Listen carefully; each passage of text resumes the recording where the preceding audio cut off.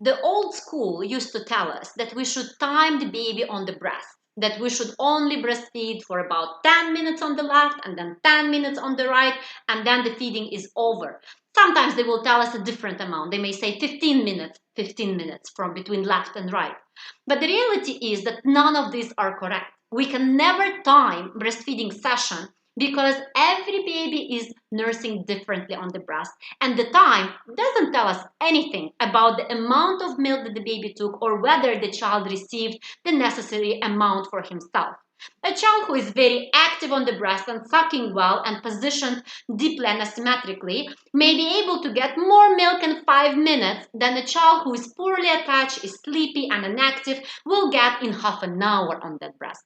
So the time control really is not helpful for us to understand if baby is eating well or not. Another problem with the timing of breastfeeding sessions is that when we time the child and we remove the baby from the breast, we are inhibiting the baby's ability to get to the bottom of the breast, to that milk at the end of the breast that will be more nourishing, it will have more calories, more fat, more cream, more enzymes for comfortable digestion.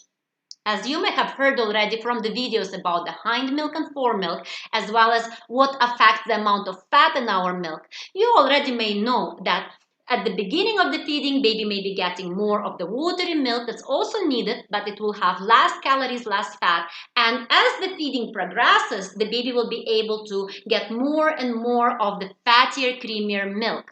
And the child needs all the layers of milk. So it's like baby starts with a drink on the breast, a bit of the more watery milk, and then proceeds to have a soup and then the main course. And as the fat calorie content increases through the feeding, by the end of the feeding, there will be a dessert, a nice cheesecake for the child. So if we're gonna interrupt the baby at 10 minutes or 15 minutes, the baby may have only started reaching the main course and didn't yet reach the dessert part. And then when we switch the baby to another breast, again the baby will have to start with more watery milk, so again with the drinks and soup. And baby may fill up on this from 2 breasts and never reach the hind milk, the creamy part of the milk that baby also needs for the good weight gain and for the proper development. Also, when we are not allowing the baby to empty each breast fully, we interrupt the child and switch the baby to another side. When we never empty our breasts one by one, our body may get confused and this may negatively affect our milk production.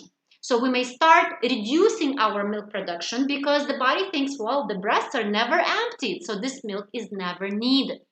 So as reliable, up-to-date resources are telling us, as if we are reading The Womanly Art of Breastfeeding and we are checking other breastfeeding resources, you will see that everywhere it is said, empty first, breast first, which means we do not interrupt the child if baby is suckling, if baby is breastfeeding, no matter how much time passed, whether it was 5 minutes, 10, 15, 20, if baby is nursing, we do not interrupt breastfeeding and we let the baby stay there as long as he wants.